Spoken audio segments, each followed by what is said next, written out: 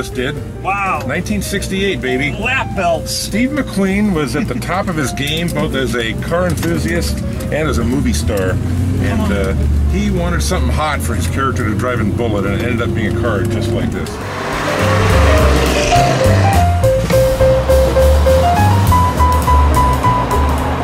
Well, I was actually looking for a Mustang convertible back in the 90s, and this thing just was in a classified ad, and I kind of, fastback, I don't know, I really want a convertible. I finally called the guy, and I said, what color is it? And he says, oh, it's dark green like the current Bullitt. I'm like, well, okay. So sold. So then I had to go look at it, and it was a bone stock car, actually. Wow. And it had the stripes, and it had the factory rally wheels and white wall tires and all the GT trim. And fortunately, or maybe unfortunately, the Northridge earthquake struck, and this car got damaged in my garage by some falling shop lights. Wow. So I had to be repainted, and then I saw how it looked without the stripes on the side. I thought, okay, now's the time to make it. It's one of those things that you think is bad at first, and then it turns out to be awesome. It turned out very cool. So then I bought the American Racing torque thrust wheels and started taking off pieces of trim, and more it just became, you know, the Bullitt Mustang. All right, welcome back to 5 Minute Drive. I am your host, Fireball, and today we have a very cool guy in a very cool car. This is Dave KUNZ, who is, wow, how can I describe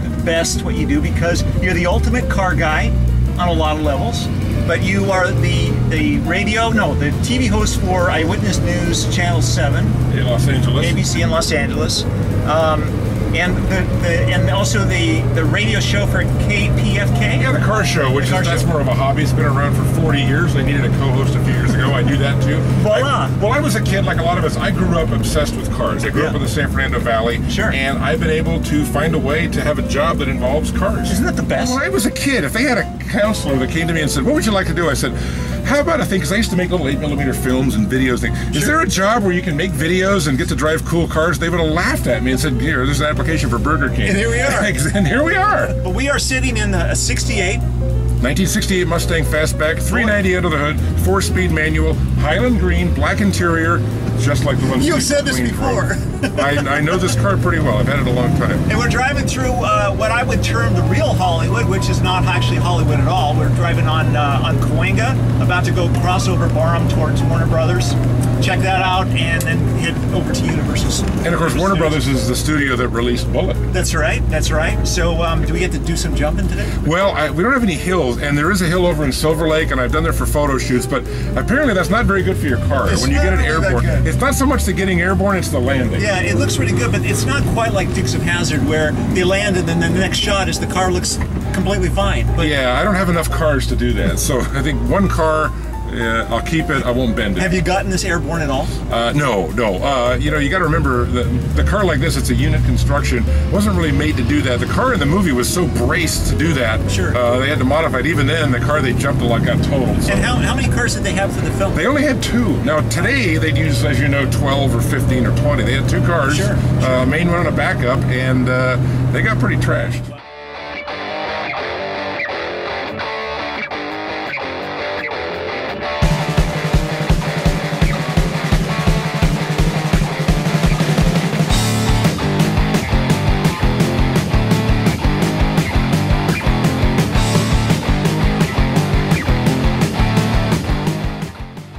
Out as a guy in college who just needed a part-time job, and I started being a gopher.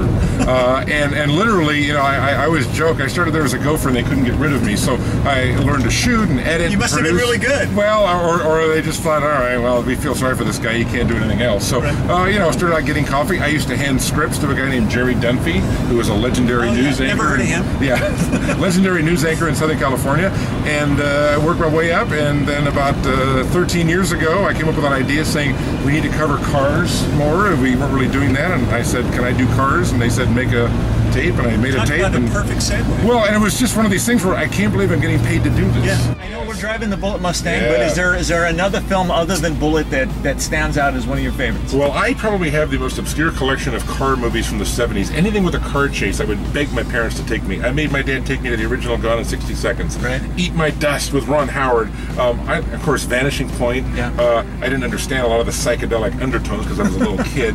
And of course, Ronin in later years. Oh, yeah, spectacular. The French Connection, the 7-Ups.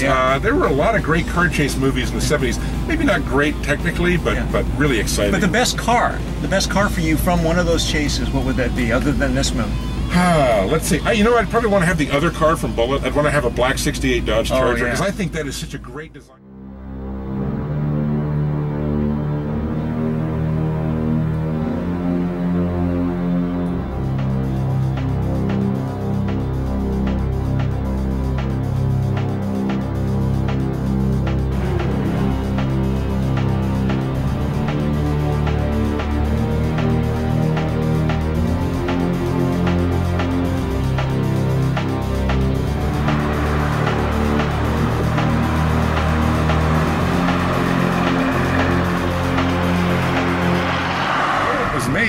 The compact Aeroflex camera was new, and they could mount it in and on the car. That was kind of a new thing. They hadn't been able to do that. And Peter Yates, who directed Bullitt, really wanted realism, so he did not want to undercrank the cameras and speed up the motion. He didn't. There's no dialogue at all. I mean, it's just all raw and right there. You know, it holds up, even though the majority of the chase has no music.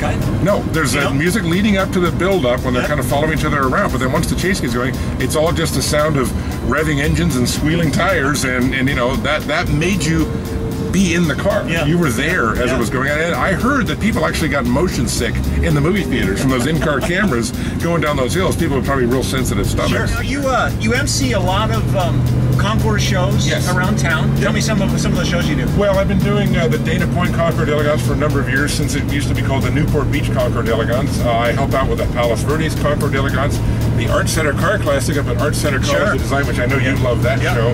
I do the Coastline Car Classic. I do the San Marino Motor Classic. Pretty much once they find out that you'll work for free, and usually these are charity shows. Sure, come on and do ours. And as I say, you know what? You feed me lunch and you give me a good parking space, I'm yours. You have a good time.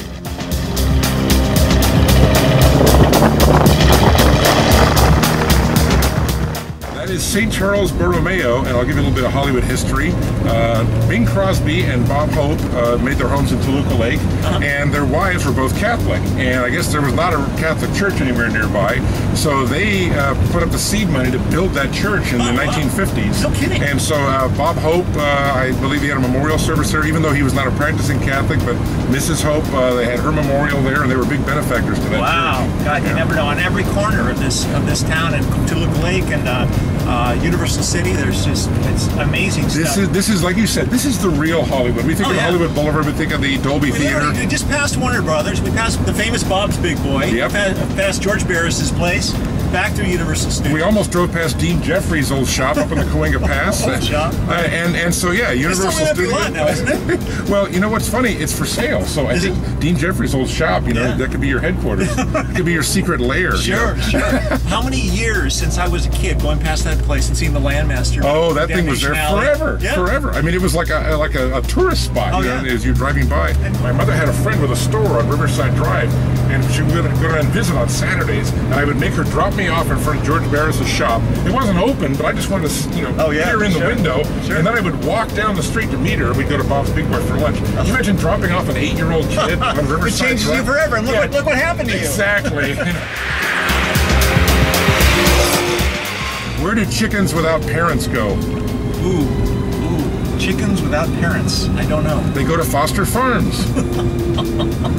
Oh, did you say That's right up there with the boneless chicken farm. Did you say best joke or worst joke?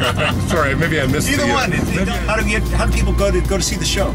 Well, of course, everything is about social media now, and so if you want to find me on Facebook, it's ABC7 Dave KUNZ, KUNZ, Twitter at ABC7 Dave KUNZ, or you can find our website, which is abc7.com, and they put up all my stories on there. That's a lot of letters, man. I know, there's a lot, but fortunately, see, one of my when I applied for a job, they said you had to be able to spell ABC, or you can't work here. And that's it. So I passed that test. Oh, that's good.